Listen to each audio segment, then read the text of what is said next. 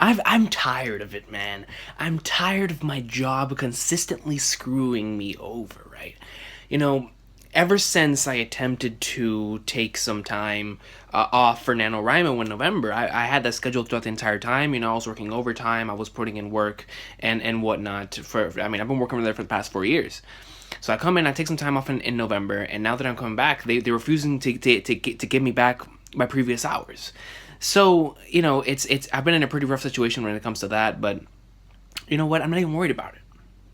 There's no need to be worried about it. And you want to know why there's no need to be worried about any of that?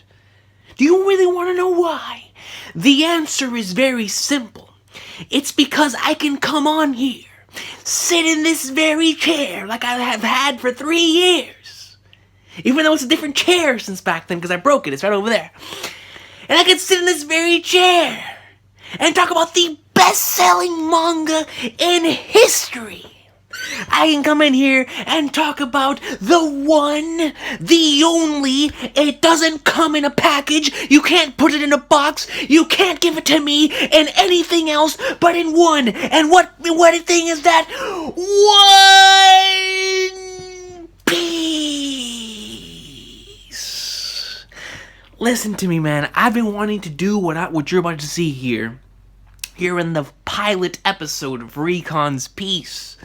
I have been waiting to do this since I first started the channel. I've been wanting to do a podcast of sorts. I just didn't know what kind of podcast I wanted to do. And I sat down and I thought about it in November, and I was going to do it last week. I was going to do this last week, and I was prepared for it last week. But I didn't get around to it because of flipping Final Fantasy. But regardless of that, I'm here, I'm in somewhere today because yesterday I was freaking, dude, when I tell you my brain was fried, man. You could put it in the oven, take it out, and it still wouldn't be as fried as mine was, man. I had lack of sleep. Maybe that's why I was so sick last night. Lack of sleep and flipping, my brain was just gone after taking so many final exams, right? And I came home and I did One Piece, and I felt like I didn't do it to the best of my capabilities because I wasn't all there. Even though I enjoyed what I read, I wasn't all there. So here on Recon's Piece, man, what this is a little podcast type of thing. I don't know how long it's gonna be, and frankly, I don't care. I'll sit here and talk about One Piece all day if you want me to. But the main gist of it is that if I can't get around to doing some news or rumors or whatever the case may be when it comes to One Piece, I can talk about it here. Not only the news, but I would also love to read some comments and reply to them on here rather than typing it out, because I feel like sometimes whenever I read some of these comments, and I've been feeling like this for years, since I first started the channel, where you read some comments, you're like, Jesus, I could make a hell of a video off this, man. So, and this is where that basically stems off of, is those type of comments and those type of commenters who leave comments that just leave my mind absolutely blown. So just for the days, man, I would love to also give those people their time. I would love to shout them out and showcase how their brilliance and their amazing theory crafting abilities. So let's go ahead and start off here, man. I want to go ahead and start off with the first 3 comments on all 3 of the latest One Piece videos for 845 and 846, 847 and 48, and now for 849.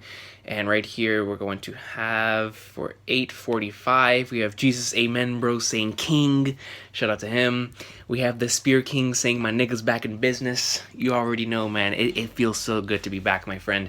And then for the latest chapter, we have right here my boy Shiryu saying, boy, Capone is behind all of this, which is very interesting. End of itself. Chopper, Carrot, Brook, and Pedro all going in. Agreed with that. How will Luffy and Nami get out? I mean, if you let me get in there, we'll be in there, so I'll find any way to get Nami out of there. Pedro and Tamago are beast. Oh my god. 50 years. You just have to have respect for them, man. 8 out of 10 chapter.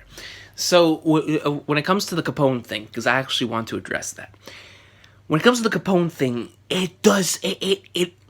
I feel like it makes sense, but I feel like I don't want it to be Capone. Like, as awesome as it would be, and it would make sense, I don't think, personally, I wouldn't want it to be Capone, just because he hasn't been a main intricate part into this arc thus far. So, but I don't know. I don't know. We'll have to see. But personally, I think I would save Capone for something else. But if it is Capone, Oda will somehow make me regret those words and make me like it. So, hey, if Capone is behind all of it, and you're onto something, because ever since we saw what happened back in Zoe with the flashback, well, it does seem like Capone has his own agenda. So we'll see what Capone's agenda is, but let's go ahead and read some of these comments, man. First of all, yo, I gotta read this thing that Akemi Homura put last week, man. This picture. Listen, Rouge is on his way. Rouge. Mad Monk Rouge is on the way. And that's what Pudding said, man. What did Pudding say? Pudding stated that Mad Monk Rouge is on the way. He's on the way there. You're gonna see him walking down the ramp like he's The Rock. And actually, last night I said that Oda's gonna walk into the Jump Fest office like The Rock, man. He's gonna walk up in there, championship belt in the other. Like Zaki said, he's gonna be holding everyone's spines, and the other has a belt, man. He's gonna be walking down to the ring, looking to the side, raising the people's eyebrow. Because come on, man, who's touching Oda, man? Like, come on, dude. That's how he walks in the Jump Fest. I guarantee it. But still. I love this. I absolutely love this. Whoever created this is awesome. Listen, Rouge is on the way, and everyone is shook.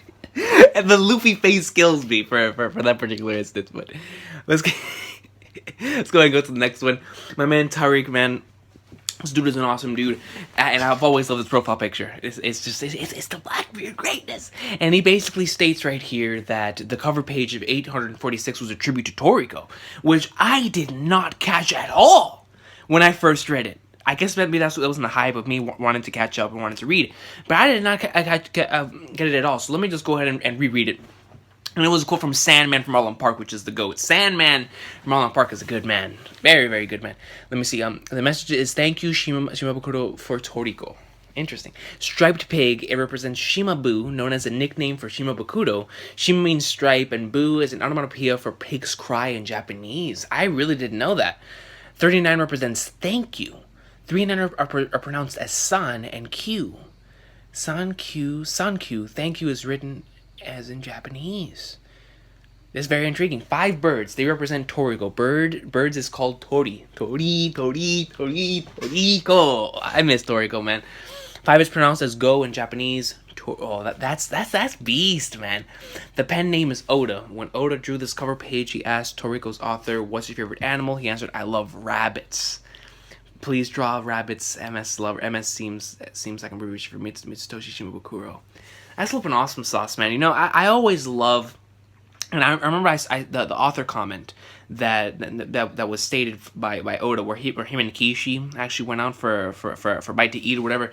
And I always love those type of things. Like, I had the Oda and Kishi thing as my lock screen for a long time, because that's just so cool, seeing 2 people that you respect so much and you've been following their series for so many years, when they come together and collaborate on something, or just to know, like the Dragon Ball One Piece thing is one of my favorite things ever, just because those are 2 icons in this entire thing, and such a huge part as to why I love this medium so much. So just here, with same thing with Oda and Toriko, these 2 series that I've been talking about on the channel for so many years, that they come together like this and they talk, and the fact that they're really good friends, like that type of thing is really cool to me. It really is. It's like, I don't even know what to compare it to, because it's like it has like its own special feel. Like in like a wrestling term, it's like as if like Kenny Omega whenever he talks to New Day. You know, it's that type of thing to where like you almost never see them communicate, but whenever you do, it's something really, really awesome. You know, so that's kind of like how that is when it comes to that type of thing. But I've always loved this. I've always loved whenever Oda specifically, maybe it's because I love when people pay either, like, not gonna say pay respect, but that too. But you know, whenever they come together to show appreciation for one another and what they love. Like, for example, whenever Kishimoto and Oda had this little back and forth talking about, you know, what scenes from each other's series made them cry. And I remember Oda said that he really liked, if I'm not mistaken, the Zabuzan Haku, the ending of that. But don't quote me on that, because I don't really remember. I know for a fact, though, that Kishi said that he cried while reading the Mary's death. I know that for a fact, because I saw that on I forgot what thread it was, but I have the picture saved somewhere, and I would post it everywhere, showing like, yo, these two dudes are cool, because every time I would see people arguing over what was better, Naruto and One Piece, I mean, of course, you don't know what side I was on, but I would always try to show like, yo, these two dudes are friends, man. Like come on, let's just enjoy each other's series and let's get on with that. But you already know what I was, whose side I'm on always for those type of arguments. But yeah, man, thank you a lot, Tariq, for posting that, because I really, whenever I saw this, I was shook. I was like, man, dude, that's so awesome. I didn't know that. And it just seeing him pay tribute and telling him thank you for so many years of Toriko, and such an awesome thing. Like I said before, the Naruto one I still have saved, because just how freaking cool that was. And it makes me sad though, because I started off the channel with Bleach and One Piece, right? Like, I would have loved for Oda to do something for Kubo like that, but maybe they're not as good friends as Oda is with Mitsutoshi. But regardless of what it is, it's still awesome sauce, and thank you very much for putting it in the comment section, because if not, I never would have found out about it. I guarantee it. I mean, I might have found out about it like later down the line, but until now, I damn sure wouldn't have found out about it. So let's go ahead and go into the next comment. Alright, so here we have Akemi Homura stating, let me see, 8:45. And now let me go ahead and clarify of when it comes to like me reading the comments. I pick out some comments, and all of these that you're gonna see from the previous videos I picked out. I think it was last Friday, so, or whenever it was. And so if you don't see yours on there or whatnot, bear not. It is only because I saw some that I wanted to talk about. And whoever, because a lot of people tend to bring up like a little, like kind of like the same stuff when it comes to, oh, it could be this, it could be Capone, or what we're putting set or whatnot. But the first comment that I receive of those is the ones that I come on here to showcase, just because, you know, the first person that brings it, you know, just because, or I want to reward, I guess you could say, is the best word, or just show that the first person who comes in and puts that, you know, you're the real MVP. So that's just the best way to put it. So when it comes to comments, I will definitely try to get as much as possible, but if there's like a repeating factor or whatnot, I always try to go to the first one, and plus I don't want to make the video too long as well. So let's go ahead and go with this one. Akemi Homura 8:45. I wonder if there was a translation error. She said Sanji never uttered a word about marriage in this chapter. But that's not what she said to Luffy when they first met. Interesting. Hold on, let me read that again. I wonder if there was a translation error. She said Sanji never uttered a word about marriage in this chapter, but that's not what she said to Luffy when they first met.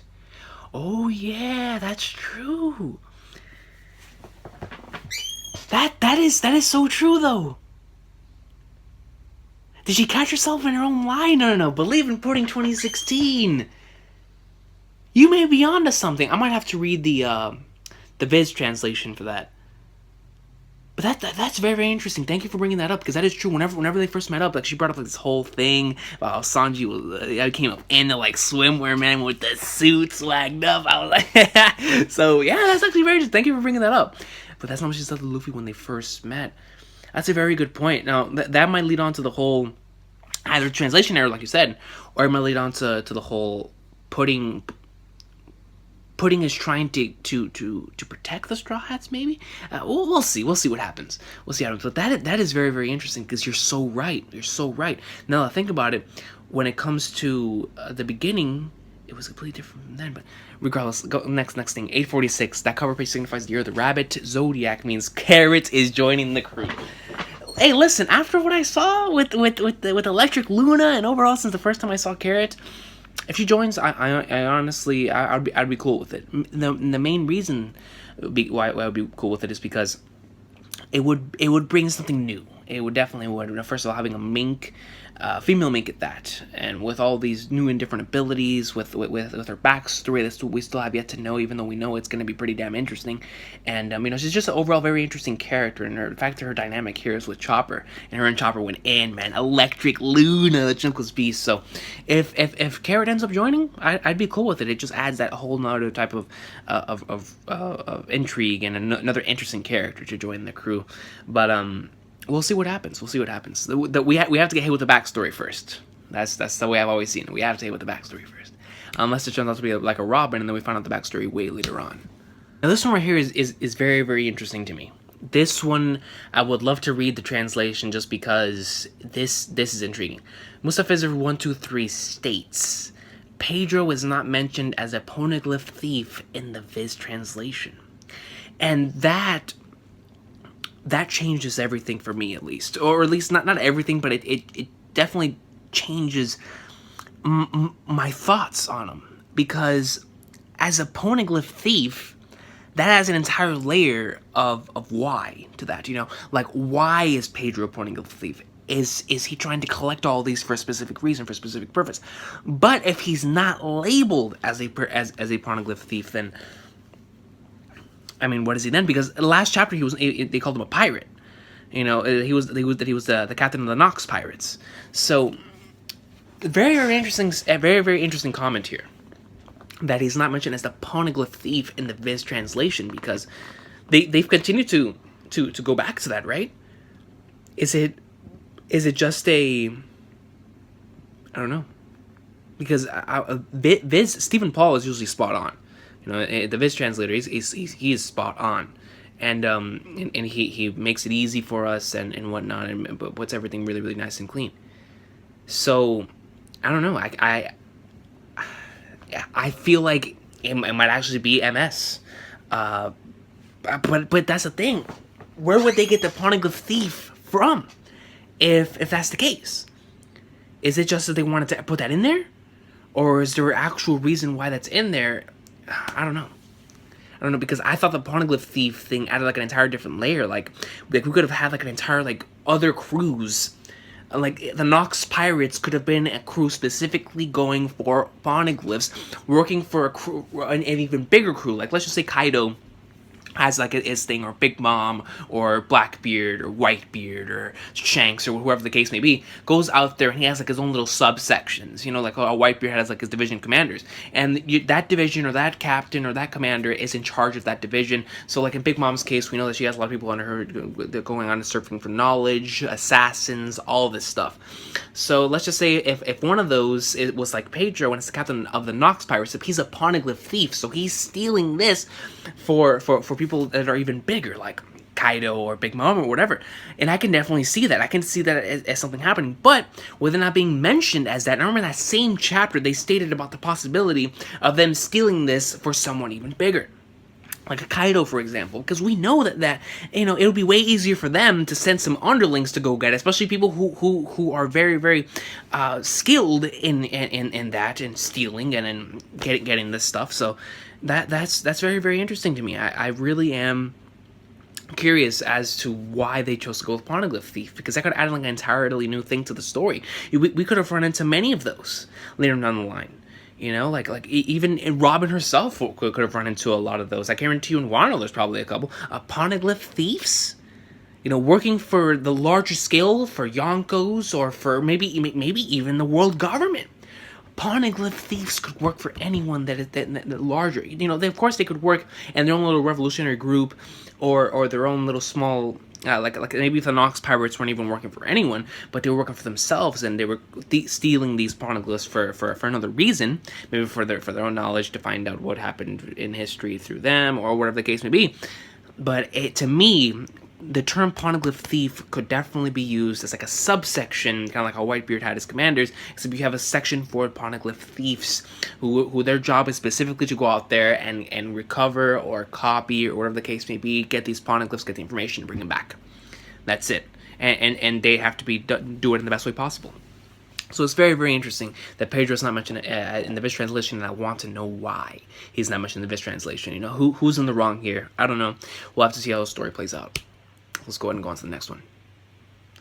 Right here, let it loads. All right, this individual right here has left me so many comments. All right, and he's one of the people that I wish I would have done this earlier to showcase his brilliance. But Tako's here. All right, Pudding probably gonna run away like Lola to divert Big Mom's attention, calling off the wedding in the process. This is most definitely one of like the A, B, and C scenarios. Probably the A scenario is that Pudding said something and then she's going to run away, and then of course going to call off the wedding in the process. However, I don't think it's going to be that simple. The reason why I don't think it's going to be that simple is because I don't see her just saying, I'm going to run away and leave this wedding, and for Luffy to have that type of face. Luffy, I haven't seen him like that since Ace died. So, I don't know. I think it's something more. I think that there's definitely one part of it to where she's gonna run away like Lola. I mean, it obviously inspired her to do it, but I feel like that she has a plan before she runs away, or to run away, in order to run away, or in order to call off the wedding, or to whatever, to mess with Big Mom's plans. Something will happen. And something massive will happen, but you could be right, and she could just simply run away. But what she tells them is to be careful, because now that she's running away, they're all going to be in danger, and they could possibly kill Sanji or whatever that is, right? And because if she does run away and the wedding gets called off, then there's going to be no reason for the Vinsmokes and Big Mom to just go at it right there. So everything's staking and is based on the line right here at the wedding. And then, of course, you add the bomb that's about to explode in her face. It's about to be an all-out battle right here. So, very, very interesting stuff right there. And of course, like I said, Tacos, that is the A scenario here. It definitely is. Now, Laconis right here, a fellow member of the Believe in Pudding 2016 movement. How's it going? I believe in pudding, so I'm going to have faith, and even though she's probably pulling something crazy, it's not going to be what everyone seems to think it is. I don't want to spell it out, but rather she's planning something crazy to draw the wrath of Big Mom. I agree with that statement. Like running away or freeing the people trapped inside that book. That is very, very interesting. I forgot that you wrote that. In both cases, ruining the marriage. # still believe in pudding. I love that last one. Freeing the people trapped inside that book. Do you really think that Big Mom would be that angry at that? Like that she would be seething? I do. I can definitely see that. I can definitely see that being one of the factors because why would they focus in on that so much right before Luffy and Nami get trapped? That could be one of the pivotal plot points into that. I like that. The freeing the book, the people of the book, that's very interesting. But the running away.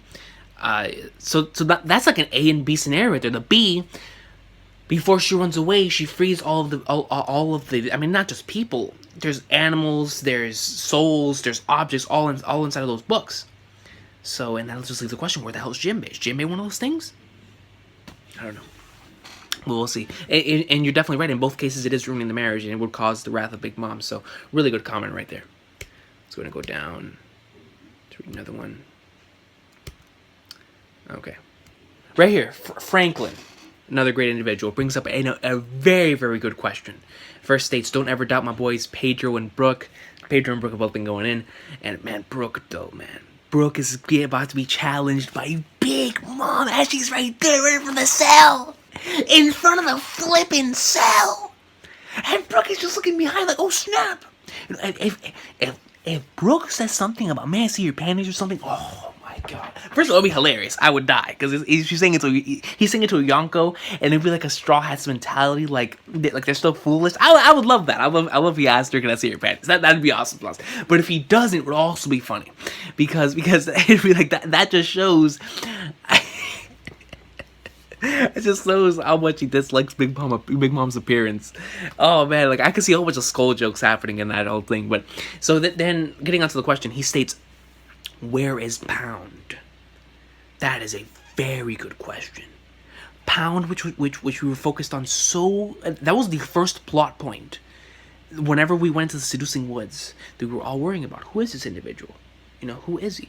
And we found out who he was. And Pound, remember the discussion video talking about how he would be very, very pivotal, very important to the story from a marriage standpoint and from tackling the theme that Oda, I'm pretty sure, wants to go into this arc, the themes of love and marriage and political marriages and free will marriages and whatnot. So I'm actually really, really interested on, just like you said, where is he?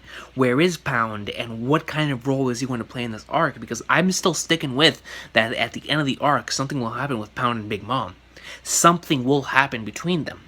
But that is not going to progress until we get to the actual wedding itself. So Pound could run into Pudding, on the way out of the door. I don't know, but Pound's role is definitely not over yet, and I'm really curious as to finding out where he is, what is he doing. I'm pretty damn sure he's going to show up in the wedding. when the wedding happens, he's gonna show up and he's gonna say something to Big Mom. The Charlotte Linlin. That's probably gonna be the case. But very, very good question there, Franklin. So let's go ahead right here. Akemi Humura with another comment right here. I'm so glad I never abandoned Pudding. Been defending her every week. I feel you right there. And it's looking like I might have been right about something happened to her, though I thought Reiju was more likely. A beautiful girl Sanji likes might die, and it will all be his fault. The marriage will most likely be with a giant to gain the support of the race, which is probably why she. Wait, are you talking about with Lola? The marriage would most likely be with a giant to gain the support of the race. Oh yeah, the giants. Because the thing is with the giants is that she even got pissed. She said, don't bring it up. And in the same chapter, they brought the whole Lola. The chapter before. Because I was wondering, I was like, who in the world? Who in the flying flagnards could they have possibly gotten to for Big Mom to say that? You know, that they could have ruled everyone. But if it was the giants, if it was like the Prince of Elbaf, by the gods, I mean, just knowing how amazing those warriors are, she really could have taken on the world. So that's a very, very good question. You know, originally what I thought was because since Big Mom herself became big, or at least that's my theory, she became big through Caesar's candy. I thought that was why she didn't like giants, but that makes a lot of sense. It was like someone like the Prince of Elbaf or the King of Elbaf or somewhere around those lines where someone's supposed to marry Lola, but Lola didn't want to do it. Lola runs away, and that messed up that forever. That's gonna be interesting. I wonder if they might tackle that later on in Elbaf. But I know I saw a couple comments like that later on, and I just remembered thinking about that. Yeah. But it makes sense though, because knowing how beast the warriors are, if you have Elbaf in your corner, who's stopping you? The giants. I mean, they're beasts, you know. Definitely, I can definitely see that being the case there, man. I really, really can. If she had the entire race of giants as ally, then yeah, that much support on top. I want most definitely, 100%. The important thing was most likely related to her death, suicide, or an action that would lead to it betraying Big Mom or getting the keys to Sanji's cuffs. Getting the keys to Sanji's cuffs. That's another interesting one. I don't remember reading that. That's very interesting. I think back to Sanji's words on Thriller Bark and I tell Luffy that someone suffered for his sake. Basically, Pudding feels bad and seems to blame herself for the situation she will sacrifice for Luffy's crew, which explains his reaction. That's a very interesting comment. So, it could be her attempting to it has suicidal. She's acting suicidal. I mean, I can't see her really killing herself because there's no reason for that right now. I could see her committing a suicidal act. Like something that would lead to her, you know, almost having like a secure death, like doing something like that, like betraying Big Mom. You know, Big Mom would be raging. I mean, she obviously doesn't care about Lola anymore, so I can see that, you know, betraying Big Mom and then getting the keys to Sanji's cuffs is interesting. I don't think I've seen that comment. Getting the keys to Sanji's cuffs, releasing that, getting it ready. Yo, can you imagine that? Can you imagine the scenario? Like, Pudding goes over there, they go to do the wedding, but before that, she unlocks the cuffs. And then right after that, everything just goes to hell. I mean, Sanji starts going in. Big Mom is raging. The Vinsmokes don't know what's going on. Big Mom thinks it's the Vinsmokes because they were the ones that put the thing on in the first place. Then Sanji starts going in. Luffy gets free, and everything just goes to hell. That would be intriguing. That would be interesting. And at the same time, because there's a lot of other guests coming to the tea party, that bomb explodes. Oh, Big Mom's gonna be even more pissed. Oh, dude, that'd be crazy. And then she has the keys to the cuffs come off. That'd be crazy. That would be an insane climax of the arc. Like, to where everything just goes haywire and everything just starts going absolutely insane. And then just all out battle happening there. That's interesting. I like that. Good comment. Very good comment. Let me see. And then my boy Francisco Silva stating, Nami looking too good in these chapters. Best Nami outfit since Water 7. Now, my statement to that is, I think this is the best Nami outfit since Thriller Bark. Because I really like the Thriller Bark outfit. I really, really do like the Thriller Bark outfit. Oh. Gods are good. But yeah, I agree with you. This is definitely one of her best outfits. Really, really awesome. And just, oh man. There is a God, ladies and gentlemen. There is a God. Let's see right here. Tsutomu. Big Mom will not be in a good mood. All their wedding sweets are destroyed by the tomatoes. By the Tamate Baku box. Agreed. Luffy and Nami are somehow freed from the book, as well as beasts that are all trapped inside. Once again, seeing that when that happens, because I can almost see it happening 100% now. When it happens and all the creatures get figured out of that book, that is going to enrage Big Mom. And whoever's the catalyst behind it, whether it's Pudding or whoever it is going to be in trouble. Chopper and Carrot just need to defeat. Yeah, they already did. Pudding runs away. Brooke and Pedro will steal the Poneglyph. Jinbei joining the Straw Hats. Oh, you already have the whole arc planned out right here. So, the wedding sweets, we already know about all that. That's gonna happen. That's just, it has to happen.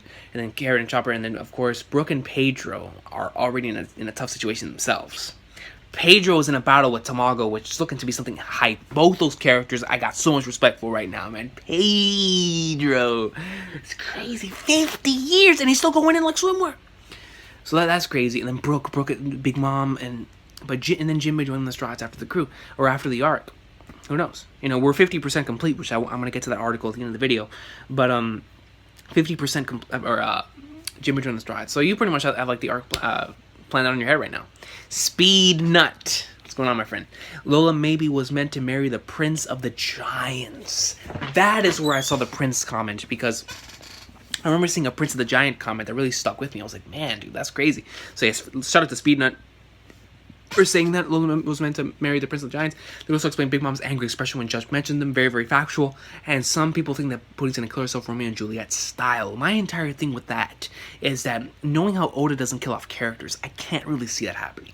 Like her just going out like that, I don't know if I can see it. Though, never mind. I was about to spoil on something, but I'm not gonna do it. I'm not gonna do it because I don't want to do it. I'm not gonna do it. But when it comes to the whole Romeo and Juliet thing, it's something that I can definitely see, that I could see happening just from a storytelling standpoint. From in terms of One Piece, I don't know, because it's just not something that I could see Oda doing. It just wouldn't. It fits with the arc. I don't know if it was fit with the story. Like, I don't know. I don't know how to explain it. Like, I don't think that she would do it in that manner. Like I said, I think that committing suicidal acts, just as freeing, taking Sanji's cuffs and doing that, or being the catalyst to the book, getting all of those creatures freed, messing up the wedding, those are acts that could get herself killed. But in terms of herself, doing on some Romeo and Juliet stuff, I don't know if I can see that. I really don't. But if it does happen, shout out to all you guys. Alright, here we have Mark Ernest Bardaciel. I just wanted to put this in the comments because I was laughing. Chuck Norris is the one who Lola was supposed to marry. Because I said, it had to have been Brock Lesnar. I mean, listen, in order to take out the Pirate King, alright, I could see Chuck Norris, but Chuck Norris isn't even touching. He's not even touching freaking Shanks, Kaido, Blackbeard, or Big Mom. So that's number one. Or Whitebeard. No one's touching Whitebeard. So, that's number one. Number two, I could only see Goldberg, Brock Lesnar, John Cena, that. Come on, man. The Rock. Can you imagine The Rock giving the rock bottom to Shanks, man? Just going in there, man. And right here, True Gaming King, Pudding, I poisoned Sanji, and I'm pregnant with Ace's child. Can you imagine that? Can you imagine? I mean, obviously it doesn't make any sense because 2 years passed. But I'm pregnant with Ace's child. And he comes up to you. What do you say? What do you say to that? I'm pregnant with Ace's child. Ace-kun. I poisoned Sanji. Oh my gosh. Alright, let me go on to the next comment. Alright. Bu Carey states, Pudding said she saw her future dying through her third eye. Where is this third eye thing, man? Like, I've been seeing this floating around for a long time. And I understand that the entire going back to Fishman Island and whatnot, right? With the third eye, but I don't know. Come on. I like when it comes to the whole third eye bit. I don't see it. I don't. I mean, as she pulls out a third eye, like on some freaking what's this dude from Hakusho Hiei stuff.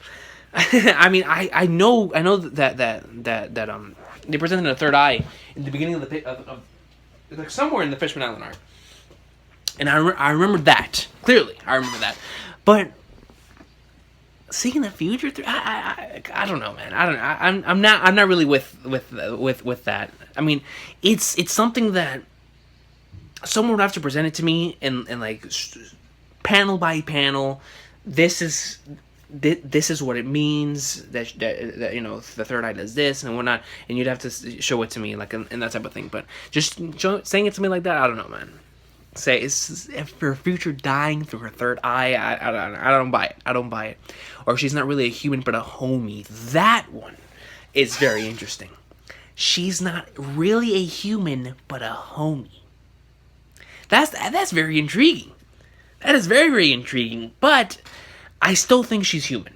I still think she is just human. But if she is a homie, you know what that would add to to just the arc in general?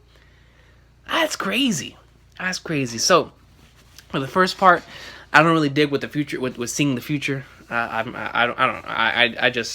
The only seeing the future that I see definitely happening is whenever Fishman Island gets destroyed due to the straw. That is a prophecy that has to happen, and that is going to happen.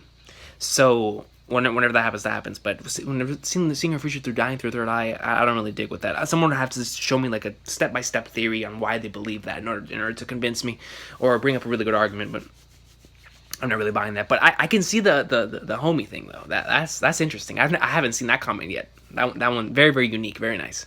All right, here we have Omiros Pavlo stating, Recon, I believe Lola would marry one of the giants. Big Mom would then get immense power. The deal didn't go through. Wait, hold on. Yeah, okay, I agree with the Lola would marry one of the giants thing. That one's very, very interesting, man. Just could you imagine having Elbaf in your corner? That's great. Big Mom would then get immense power. The deal didn't go through since Lola left, so now Big Mom and the giants are now not talking to each other. Yeah, it's very, very factual. So maybe that's why there are no giants on Whole Cake Island. Also, maybe that's why Big Mom forced Caesar in a way to create giants. That is interesting. Because, you know, I've always thought that the reason why she looks the way she is because of an experiment through Caesar. But if Big Mom forced Caesar to do it, to become like the giants, yo, that adds like an entire new layer. An entire new layer. Because then, where does this could all lead to something that happens on Elbaf? Seriously.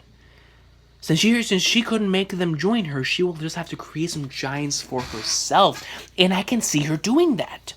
I can see Big Mom doing that because we know just how she is. You know, she's all about knowledge. She's all about having like this power over other people. We know how she loves using the tactic of you know, threatening individuals by either getting a loved one, threatening one of their loved ones, threatening themselves, or threatening the individual that they're talking to, or whatever the case may be. But she loves using that whole threat thing to get through them. So if she creates a giants, and she gets the technology from the Vinsmokes in order to artificially create giants with the help of Caesar, she would be unstoppable. That's crazy. That's crazy. Now think about it. Because if she goes throughout this entire thing, and she goes and she artificially creates these giants using the technology of the Vinsmokes, using what they know, but also using Caesar and all the data that he's collected from doing this to the children, doing this to her and whatnot. Yo, that's crazy. That would explain why everything has happened from Punk Hazard till now. The Order's been building up until now for that. That's crazy. But it will make sense knowing how Big Mom is, knowing how her character is. Very, very interesting, yo, what a comment, man. Absolutely. Because then, just like you said, John Cena, obviously, right? But hell of a comment, because you're right. I never even thought about the creative giants aspect being part of this. And that's why she would want the technology. And that's why in that specific chapter about asking about the giants, wow, it's like everything's connecting there. Why Judge asked that? And why Big Mom answered the way she did? Why was the Vince Smokes that asked that? Because she is planning on using their technology so that she can create giants herself. And that's why no giants are there, because she has to create the... Interesting. That is awesome sauce. That right there is why I'm doing this entire Recon's Piece segment in the first place. Because of comments like those. Really awesome stuff, man. Holy crap, my mind is blown. My mind is blown. Let's go ahead and... next comment. Let me see. Crap. My computer froze. But man, while I get this thing back up and going, oh my god, dude. Like, that would explain so much. That would explain why Oda created or introduced the entire that they're artificially creating their own people and their own humans, their own robots to fight, and as super soldiers. If Big Mom can get a giant super soldier, a giant super soldier that has no emotion, just goes out to kill on some perfect cell stuff, get out of here. Get out of here, man. Yo, she really could have become Pirate King with that. She really could have. Can you imagine a character like Johann Liebert as a giant, as like a giant? A giant? Well, then again, but Johann had actual thoughts. Like Johann, he questioned everything. But in this particular instance, it's a person being created for the sole purpose of fighting and getting stronger, like Cell. Like Perfect Cell. That's crazy, man. And that would also introduce an entire new question and thing that I love about storytelling, which is robots. When it comes to robots, asking why were they created and why were they born and what is their purpose here on the planet. I love those type of stories, so that would actually be cool if Oda could tackle that.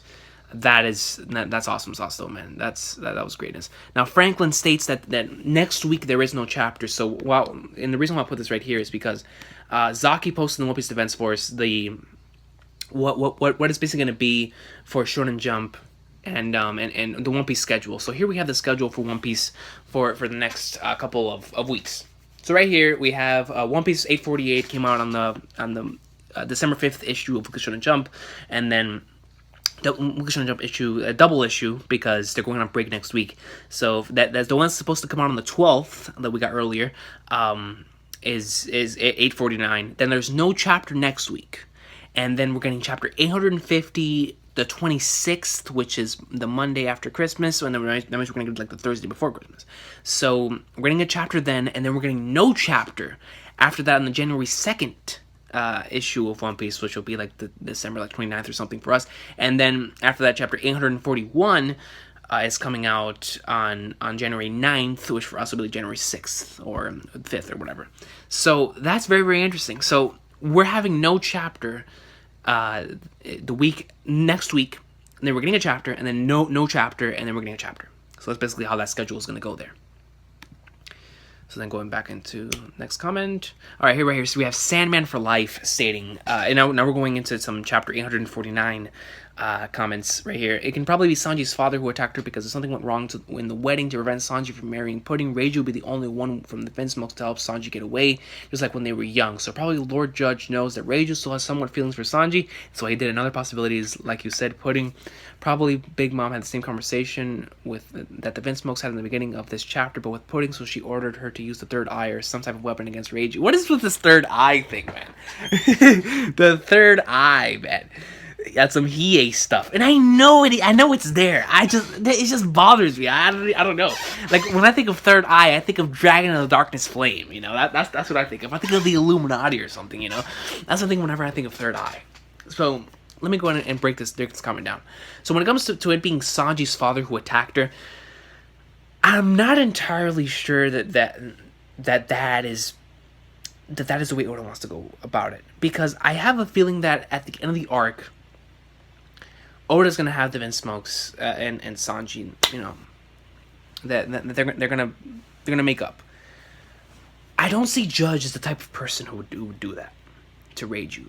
At the beginning of the chapter, if I'm not mistaken, they were asking around, because whenever I went back and reread it before this, they were asking around, you know, where is Reiju and what is she doing, and whatnot, and it felt like no one was trying to hide anything. So I don't think it could have been one of the Vinsmokes.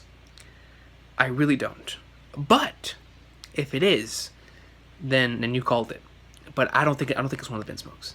However, when it comes to this next portion, whenever it's the Big Mom had the same conversation that the Vinsmokes had, but with Pudding and using some type of weapon against Reiju. Last chapter, I stated that she could be working us, and work basically meaning that she could be playing us like a damn fiddle. You know what I'm saying? But my whole thing was that she had no audience to play like a fiddle. She was in the middle of the hallway, panting and bleeding. So there's a couple scenarios here. Number one, Oda could have put that so that someone finds her, and then all the attention goes to Reiju while Pudding does something else. And then the attention of the Vinsmokes and of Big Mom would go towards each other because they would try to find out who in the world did it while Pudding is out doing something else and Pudding is out doing her job. Maybe they could have done that. Or maybe Reiju did it herself because she thought that if I do this, then I could gather everyone's attention away from this, and then Sanji could do something or whatever the case may be. So it could be a plan. We could be getting worked. However, if it's a shoot, and Sanji and Reiju actually did get attacked, then I don't see it being Judge. I don't see it being one of the Vinsmokes. However, if Judge did smoke her, if Judge did go in, then you're right. Then you might be right, because it's like a half and half thing with the Vinsmokes. I don't know. It's like they are capable of doing it, but I don't see them doing it to Reiju. So yeah, that'll be my answer to that. But awesome comment, man. So next thing. All right, so here we have Super Koi saying maybe while the Vinsmokes were at the tea party, Mama had a secret mission for the third commander. That's something we haven't even touched upon. The third commander and a crew to take over Vinsmoke's ship and labs because she never trusted them. Very, very interesting right there. Maybe Reiju was caught in the middle of it or something because Big Mom had the two of her commanders on duty, Smoothie on guard watch, and Cracker to take out Luffy. That is a good point. Very, very good point. You would think the third commander, which we're going to assume is the strongest, is on the most important duty. You're definitely onto something. It could have been like I said in the review or in the reaction. It could be someone that we haven't even met yet. So if it is the third commander, it has to be someone powerful because Reiju is strong. Reiju's no push. Reiju's strong. So in order for someone to attack her and do it without her willingly, accepting it, it's not that individual has to be strong, and it could very well be the third commander. You're absolutely right about that. Also, Big Mom was okay with letting Luffy off the hook as long as Sanji got married, but if she had the plan to fight the Vinsmokes anyway, never cared if Sanji got married or not. Her goal was just to get her hands on the technology. That is very, very true. Very, very true. So if she has everything in place anyway, she could just play the Vinsmokes like a fiddle and end up going completely against the plan, going against all this, even though she does seem like the person who loves people getting married because she loves keeping Big Mom. She kind of, how do I put this? She loves peace as long as she's the one in power. So she'll be with the Vinsmokes. Like, she's cool with it. And she'll understand the Vinsmokes are going to use her for something, but she's also going to use them for that technology, and that's all she cares about. So I can see it half and half there. Big Mom is very peaceful. Big Mom will not do anything that will jeopardize her. So because if she attacks the Vinsmokes here, that someone out there is going to go after her. You know what I'm saying? And Big Mom is not the type of person to just do an uncalculated maneuver like that. Big Mom is very calculated. Big Mom is very meticulous when it comes to that type of thing. So I can see both sides of that. But very good comment right there, man. You're definitely right about the third commander. It could be the third commander because it has to be someone strong in order to do it to Reiju, because Reiju's powerful. And right here, man, my man, it's SYD, man. This is my boy right here, man. So let's see right here with the Reiju thing. I think it's either Gang Capone. Gang Capone, man. Or the last week, Commander Big Mom may have been hearing what the Vinsmokes have been saying all along via the homies. That is a very, very interesting point, dude. So let me read it first. So the Reiju thing, I think it could be Gang Capone, like I say every time, or the last week Commander. I mean, with the whole Capone thing, like I said before, it would make sense, but I wouldn't want to see it. It's that type of thing. So I dig it, but I would rather see something like the Last Week Commander or something like that, like a character we haven't seen. I think that'd be pretty awesome as us. So I agree with you there. Now this next one gets me. Big Mom may have been hearing what the Vinsmokes have been saying all along via the homies. That's a factual. That is extremely and highly factual. Like, seriously, it makes too much sense. Because she knows what everyone's saying at all times. So, that's very true. Very true. Her knowledge, where she gets all of this, from all over the island. She knows what's happening all the time. She's like the freaking NL here. So she has no mantra. She just has the homies constantly relaying and feeding her this information at all times. So, very, very good comment right there, man. Because it's true. She could have, and then that could be her point to strike. That's very well what it may be. So, very good comment right there, my man. And then let me go down. Let me see if the thing will load this next comment. But, man, dude. Okay, right here. JRB stays right here. I believe Big Mom might come to an argument with Luffy because, or an agreement with Luffy because she was not developed enough to be called a villain in Yonko level. I disagree with that statement. Yes, she was the first Yonko villain they encountered. This arc established the Germa 66 as a bigger threat than Big Mom. That's debatable. And this arc is almost coming to an end. So the arc is almost coming to an end. It's a 50%. But when it comes to the first two, I disagree. I disagree. And this is the reason why. I disagree with Big Mom coming to an agreement with Luffy. I mean, I can see that happening. But I do not agree with she was not developed enough to be called a villain. Because, or a Yonko. Because Big Mom's influence and her power from a knowledge in terms of politics, knowledge, and overall influence in the world of One Piece right now, she is a top tier. She has information that can decimate so many people in the One Piece world. She has alliances everywhere, and if she can manage to get this get this thing with the Vinsmokes and get the technology to create giants, oh, it's over. It's over. It legit is over. And my whole thing is, Big Mom knows. She pretty much knows almost everyone's weaknesses through this whole knowledge thing.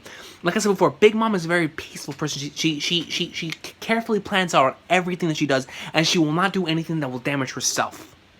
She will gladly come into an alliance with someone as long as she gets the benefit. They make it a benefit, but she gets something that she really wants out of it, and she'll leave that person alone. But my entire thing with Big Mom is that if someone pisses her off, does she have power? Would you see how pissed she was at the storms, baby? Storms! Hockey level for days! Alright? So listen, man. Big Mom, she definitely, for me, has classified herself as a Yonko, without a doubt. Just in terms of political power. Just in terms of how much influence she has in the world of One Piece and how much she has all around. She knows everything. Everything is constantly being relayed back to Big Mom at all times. She's insane. That by herself makes her worthy of being a Yonko. She does not have to go out there and kill anyone. She doesn't have to be stronger than anyone. She just taking out Big Mom's power out of this. Her strength-wise, her power from a standpoint of being in a big position in the New World, she is one of the top tiers in the New World. I mean, I'll tell you that, man. She has the underground and she has the above the ground, all locked up, all in there like swimwear. She has alliances everywhere, and people fear her. Because she knows their weaknesses. She knows what will get them in trouble. She knows their deepest and darkest secrets. She knows what will make them cry, will make them laugh, everything. That's how powerful Big Mom is. That's what. So that's my response to that. I really do think that she definitely is Yonko level when it comes to that. No doubts. And then about this arc established the Germa 66 as a bigger threat. I don't agree with bigger. They're definitely around the same tier, but my entire thing is that Big Mom, she right now we have not seen anyone with this threat level when it comes to an antagonist to the Straw Hats. Because who else can do what Big Mom has done thus far? A commander in her crew, just from a strength standpoint, a commander made Luffy go into a new form. They fought for God knows how long. They went in there like swimwear for a long time. And that was cracker. Can you imagine climbing up the ladder and getting a Big Mom? Like, just from a strength standpoint, this is their biggest challenge thus far yet, period. I mean, look, Oda did not even have to implement the whole Sanji thing about not eating or none of that. Just the fact that Big Mom is powerful is enough. And all of these things that have been built is just adding more onto that. So, I don't know. I feel like Big Mom is the biggest threat that we've seen thus far, period. Next, I mean, not even just in terms of, I think, in terms of pirates, Whitebeard is the only other person that we can compare to her right now. Whitebeard. When it comes to the crew, and how much influence, and just how big they are, and world renowned, known for how strong they are in their specific things. I mean, I don't know. I see Big Mom as a bigger threat. I really, really do. I mean, that's insane, man. Like, you guys have to know, knowledge is power. When you know a secret about something else, or something that's going to damage them, and you can blackmail them, and you have control over their life at all times. That's what Big Mom has. Big Mom has got all these connections everywhere. She doesn't even need to have these strong. She just needs to have an assassin at all times, like a CP9. And she'll go in. She's like her own mini world government. It's crazy. And people pay taxes too there. Like, it's insane. Big Mom is crazy. So right here, I think these are the last two comments. So these three right here are right next to each other, so I thought I would read them together. The first one right here comes from Twang79. And it says, where in the world is Lola's father? Maybe it was him who did that to Reiju. Seriously, I agree that it must be Capone. So, going to the first thing, once again, I agree with you. Where is Pound? I'm really interested on the whole Pound storyline, so I can't wait to see what happens there with Pound. And then it's about it being him who did that to Reiju. I don't know. It could be, like I said, it could be a work. So that's interesting, though. Now that you say that, it could be him. It very damn well could be Pound. If Reiju worked with Pound, but they never met each other, though. So it wouldn't make sense unless Pound met up with Reiju. Reiju had a little thing, and it's a work. And they use that. Pound then is able to enter wherever he needs to go while everyone's distracted. I don't know. That's interesting. But I agree that it must be Capone. That's definitely one of the more popular choices. So if it happens, hey, it happened. All right, right here, Koki Green states, I wonder, but I really love that Lola's father thing, because even though I'm pretty sure you were saying it like as a joke, if it's him that said it and they're working together, like it's a work, that would be sick. I wonder if Tea Party guests started to rise. Yo, just seeing that statement gives me a little bit chills. And if it's possibly someone not introduced yet, more than likely it was Beej or the last commander. Yeah, that's definitely the most popular thing. I would love for it to be the last commander though, just because we haven't seen him yet. We have not seen him yet. Let me see. Not introduced yet. More than likely it was. But go back to the thing. The Tea Party guests. If it's a Tea Party guest and someone just pops out of nowhere and starts going in, I like that too. I think that'd be pretty cool. But this last one right here, I had to place in here, man. PJ Hockey Master caught me off guard with this. He caught me the hell off guard with this. Vito, bro. That's what attacked Reiju. When I saw Vito, it was like this thing went off in my mind, like, wow. Because you see that on her leg, it kind of like a gunshot. Because that is the way that your blood trickles down if at your thigh if you have a gunshot. It comes out and it comes down just like that. And you can't walk. So if it is Vito, it would make sense just in that regard. Now let me continue. Because the thing is, it makes sense for Capone too, but just for Vito.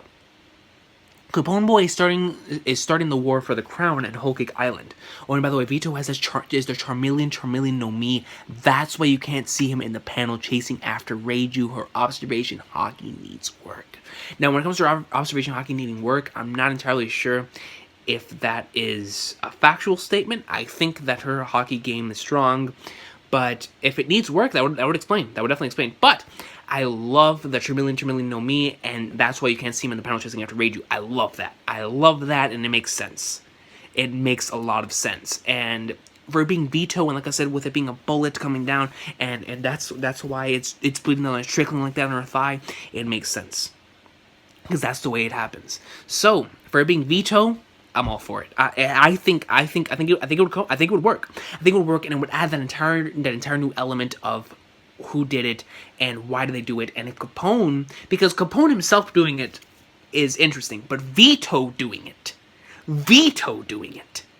that in turn would make Capone even seem look more like a badass, because then he left it to him so that Capone could do something else, so that Capone could get involved in something even more important. So that right there is something cool. I would like for it to be Vito in that case, and then Capone gets involved in something even more important. Very, very interesting. I like that. Because if he has the Tremillion of me, he could have caught her off guard in that instance, because Reiju, she's very, very strong to me. So but I like that PJ Hockey Master, I really do. So here we go with the final comment on this week's Recon's piece, and then we'll go on to a bit of news, and then I'll go ahead and end the video. But right here, and please let me know what you think about it so far. Should I continue to do this and whatnot, and let me know if you enjoyed it. Right here, Muhammad states, in the first panel of the chapter, Yonji asked other Vinsmokes for Reiju. Niji said he saw her leave the room. I doubt one of the Vinsmokes did that to Reiju because they're always together. I agree with you 100% with that. No reason for any of them to do it. Reiju is also said left the room by herself. It's gotta be something. It could be that she saw Pudding through the window, standing in the garden under the rain. Maybe she got curious and wanted to have a talk with her, like her in chapter 832. Especially after seeing Big Mom's sick collection. Very factual statement. Very factual. Pudding was on her way to the prison when she bumped into Reiju. They talked. Reiju knew Pudding's plan, wanting to stop Pudding, but Pudding already made her decision, so Pudding attacked Reiju. Then she went to prison, told Nami and Luffy that she would confront the other Vinsmokes ready to be killed by them or Big Mom. Yo. That is interesting. Now, when it comes to Pudding being the one that attacked Reiju, I don't buy it, per se, in terms of Reiju actually, unless Reiju let her do it. Because I don't see Pudding being stronger than Reiju. I see Reiju being strong. So, I don't see Pudding doing that to Reiju unless Reiju let her do it. But her saying that she will confront the other Vinsmokes ready to be killed by them or Big Mom, that I can see. That I can definitely see. Now, I loved your point, because I legit could see it happening. Reiju looks outside at the window, sees Pudding, goes out there, they bump into each other, she finds out the plan, goes in, Pudding, and she wants to stop Pudding, but she might end up letting Pudding do anyway, or maybe it's a work, and it's their plan on how they're doing this. Maybe they get somebody else involved, I don't know. But if it's just them two, because the thing is that, I don't even know, because that's so interesting to me. This is an extremely interesting comment to me, because I can see the scenario happening. But I don't see Reiju letting that happen to her unless she lets it happen. So, but overall, very, very good comment, because I could actually see it happening. I could see it happening panel by panel the way you described it. So, very good writing skills, first of all. But, yeah, I could definitely see it happening. So, overall, for One Piece chapters 845, 846, 847, 848, 849, all awesome sauce right there, man. Thank you guys so much for leaving those awesome comments. I really do appreciate it. And like I said before, I'm going to continue, hopefully, if you guys like this, I'll continue to do this. And it'll be like a weekly little podcast thing that I do on the channel, talking about the comments that you guys put on here, because the comments you guys put on here, man, is incredible. Like, I could just sit here reading them for days, but it's something that I really want you guys to be a part of the channel and really be, because, without you guys, I'm nothing. And I wanted to showcase that here in this little podcast thing, to where you guys post something, I will give my thoughts on it, but I still want to give you guys the credit for coming up with the with the theory and whatnot, or the comment, or whatever the case may be. So, ending off this video, I want to talk about, for a little bit, the Wano starting in 2017. Listen, man. When he said it was 50% done, it kind of hit me, because I've been loving Whole Cake Island so much. But at the same time, I got so hyped. I've been waiting for Wano for so long, and after reading the Shogun assassination arc, I need the Wano arc, man. I'm craving it. Dude, Wano, and knowing how he was an editor for Kenshin, I can't wait for Wano. I can't wait for what crazy stuff we're gonna see with Robin and the Poneglyphs and finding out more about that. Finding out, man, with my boy Zoro. I've been wanting to see Zoro go in. It's a time skip. He's gonna have some worthy opponents. I can't wait to see Wano itself. Seeing all the beasts we're gonna have on there. Kaido. Yo, not only Kaido, but yo, we're gonna have so many players in Wano. Like, oh, that's gonna be crazy. I cannot wait for the Wano arc, man. Like, I feel like the Wano arc, it deserves its own little video itself. I really do. Just to talk about all the stuff that could happen in that arc. But I can't wait. I can't wait for Wano. I mean, that news had me so excited. It has me so excited for 2017 for One Piece. But we only have one chapter left of One Piece in this year, and that's chapter 850. So, next week, since there's no chapter, I might end up doing one of these, but you know, changing it up a bit, or whatever the case may be, or we'll see what happens. But yeah, just let me know if you guys enjoyed this, man. Recon's Piece, episode 1, the pilot episode, and if it's the only episode, if it's a one-shot, it's a one-shot. But I really enjoyed doing this, man. I really enjoyed reading you guys' comments live. I really enjoyed getting all those together and reading them and talking about them, because, you know, talking about my One Piece is better. And plus, I felt like I really needed to do it this week because my brain was fried and I wasn't able to really talk what I wanted to talk about in that live reaction, because I read the chapter and after that I was done. I was gone. I was asleep until night. So yeah, man, definitely. You're talking about One Piece for an hour, dude. I could do this all day. You know what I'm saying? Even though my mouth hurts a little bit from, I don't even know what it is, but yeah, man. Talking about that One Piece awesome sauce. Thank you so much for watching. This has been the first episode of Recon's Piece. This one was just a shoot, like me just shooting a whole bunch of stuff. But maybe for future episodes we'll have more of a how do I put this? More of a formula, right? Like I start off talking about this, and then I go, and then I'll like talk about the news first, and then I'll go and talk about the comments or whatever the case may be. But yeah, man, just thank you all so much for watching. I really do appreciate it if you made it here to the end of this video, because this is a long video. And just let me know if you want me to continue doing this, because this was awesome sauce. It was really fun to do, and I personally love listening to podcasts while I game or while I do whatever I do, and because it leads me through it, and I love just listening to other people talk about whatever I love. So yeah, this will be my version of that, of a podcast. Thank you so much for watching, man. Have an awesome day. One Piece greatness, and I'll see you guys next time whenever I talk about One Piece again. Whenever it happens.